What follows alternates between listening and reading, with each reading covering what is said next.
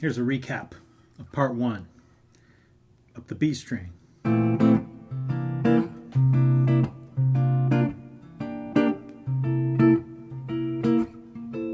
E string.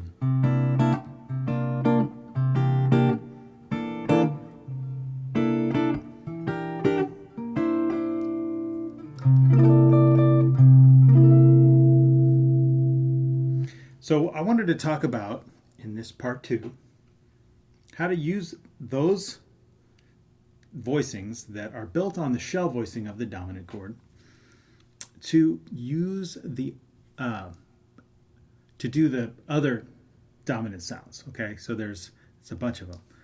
Let's try Lydian dominant. Okay, the only difference between Mixolydian, of which those voicings that I just played were, the only difference between that and Lydian dominant is Lydian dominant has the sharp 4. So anytime there's a 4, make it sharp, okay? Yeah, that's it. So most of the voicings can be the same. So this one, it's fine, fine, also fine. But this one, not fine, right? There's a natural 4. We got to raise it to a sharp 4. So you can either do this or put the 3rd in there, okay? Does that make sense? No. So I'm just changing one note. And then the 5th can be the same. 6, flat 7, and 1. Now if you want to, you can actually force to have that color note that makes Lydian dominant unique. Make that sharp 4.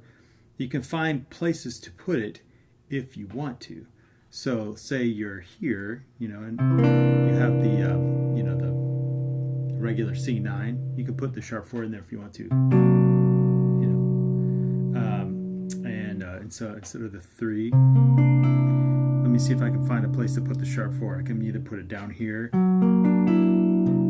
know, if you have the bass player play C, you know, so it's not, so you don't have to have the sharp 4 in every single voicing, but you can try to put it in there if you want to. So what I did is I just took the regular Mixolydian voicings that are in the voicing modes book, like that, you know, and just anytime there's a natural 4, I raise it to sharp 4. Now let's go over to Super Locrian, also known as fully altered, or altered with a capital A. So we can still have the basic shell voicings in the lower register, but anytime there's a 9th, flatten it or raise it. Anytime there's a 5th, you flatten it or raise it. Okay, no 6th. You can make it, you know, flat 6 or flat 13, same, and harmonically the same as a sharp 5. So here we go. Instead of this one, which is has the 13 in there, I'm gonna make it a sharp 5. So there's a flat 2. You can make it there's a flat 5, or I can make it like this. Sharp 5, flat 7, and 1. The 3rd in the melody, instead of having the natural 2, I'm going to flatten it. And flat 5, sharp 5, flat 7, root. I like this one. You can also do have the sharp 5 beneath it. This one right here is kind of special, actually. I think it's built really nicely. It's got the shell voicing in the lower register, the 3rd and the flat 7. You got the sharp 9, the sharp 5, and then the root. And the intervals get smaller as it goes up, so it's very, you know, easy to hear. Very well balanced. It's actually the front cover of the book, Voicing Modes. How about that? Sharp 5 is also fine. So there's your shell voicing a little higher, sharp 5 and root. And then flat 2 or flat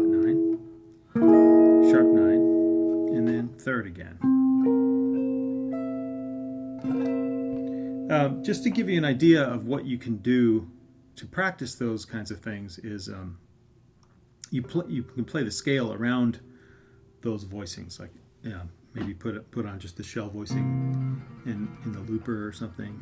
So you can do something like this.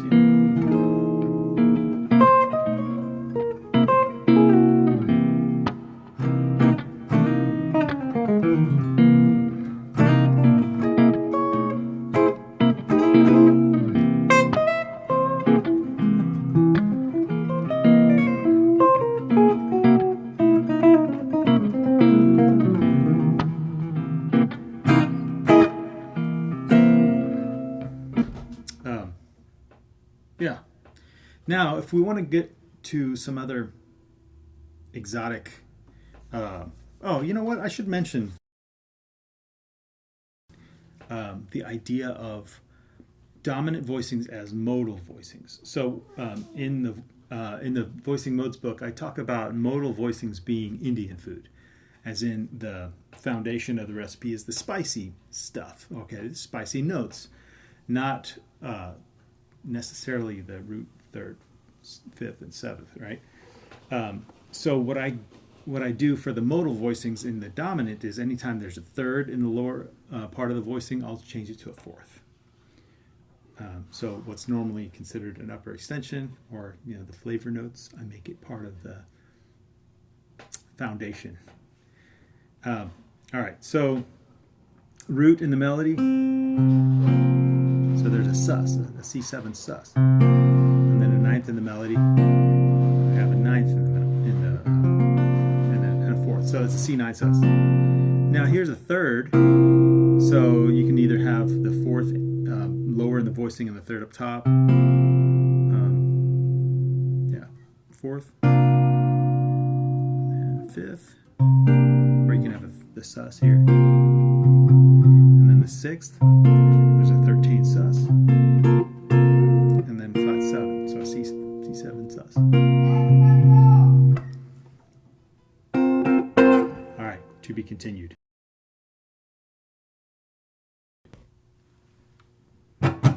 Okay, where was I? I did the Lydian modal voicings up the B string, where I made sure to get a 4 instead of a 3 whenever possible.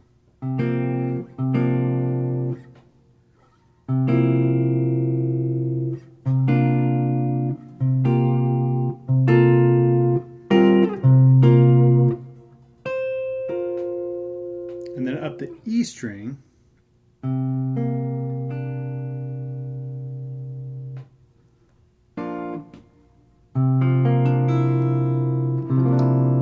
that's an interesting voicing. Hard to grab, but fat fingering these two.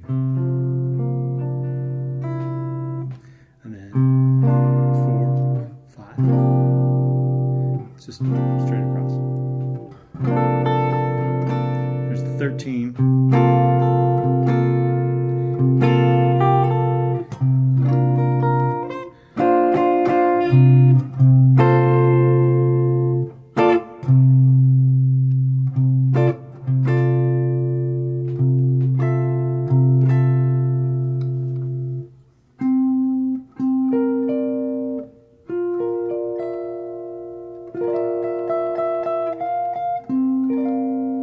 You know, I think an interesting tune to really practice these modal voicings, modal Lydian voicings, would be a tune like Maiden Voyage. So it goes D, D9 sus, or D7 sus, or D13 sus, just basically D Lydian, right? So that's one thing that, when you see it on a page, it might say A minor 7 over D, or it might say D7 sus. I can't remember what it says on the... But anyway, it's a D Lydian, and you can voice it like a modal version. So, just do the fourth instead of the third whenever possible. So then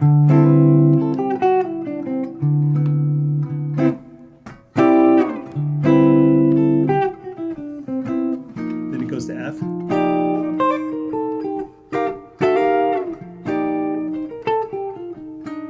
Then back to D.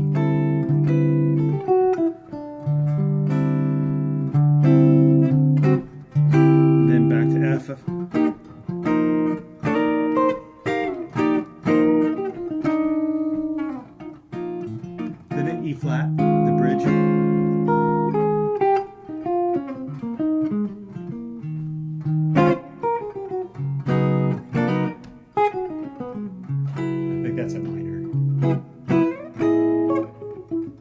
And then another A section again, so it's back to D.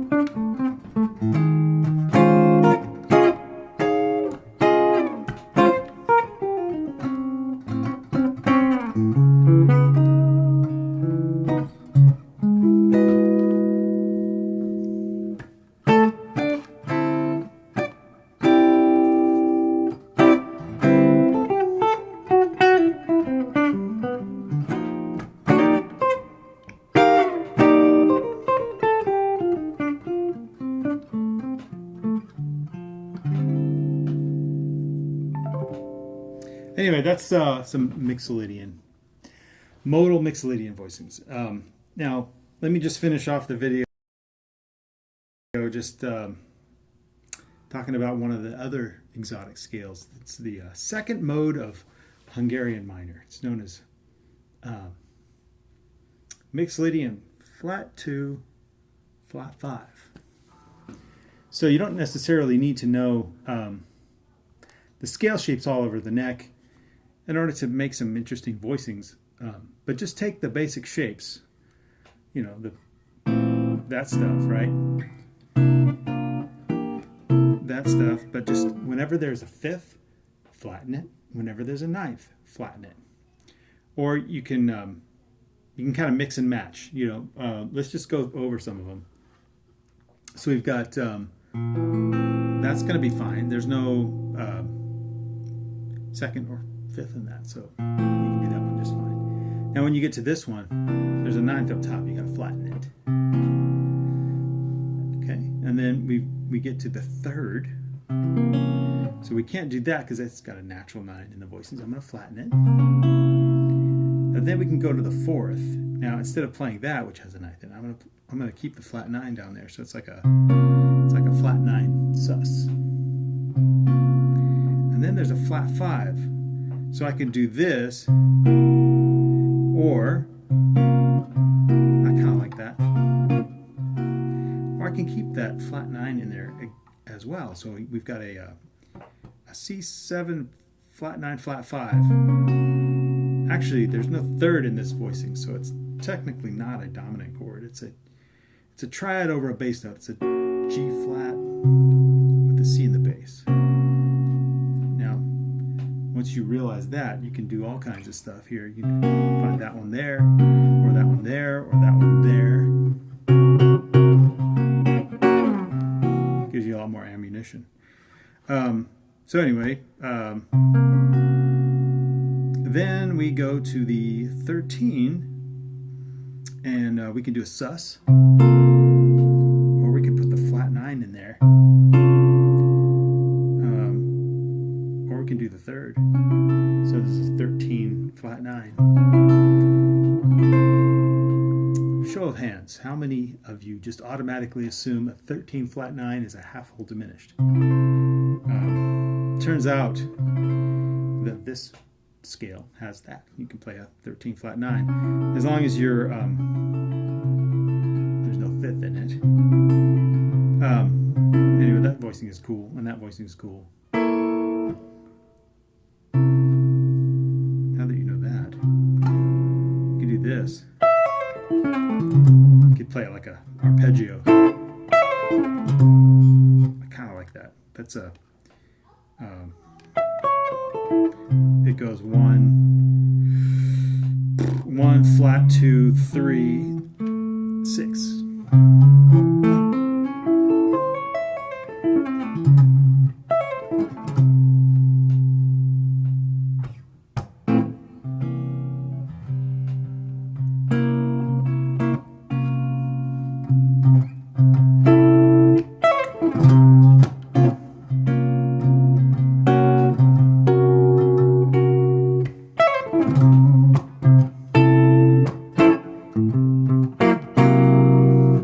also do the third like that.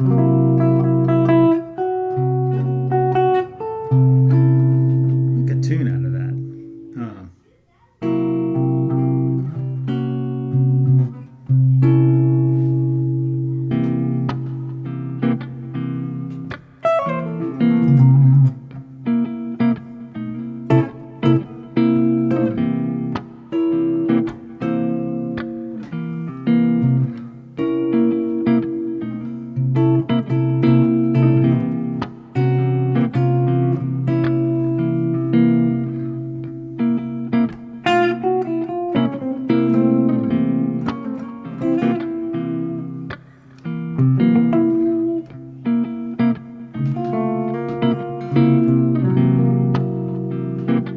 Anyway, that sound exists in Nardis.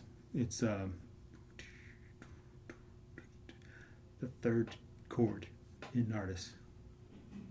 In that key, if it was a C, it would be.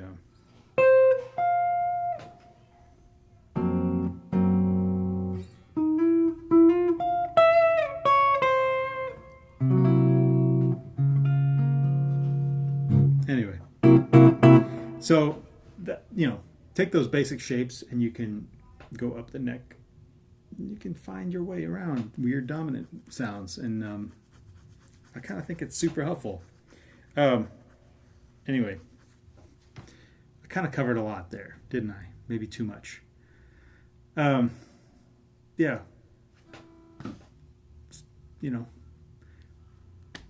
Whatever.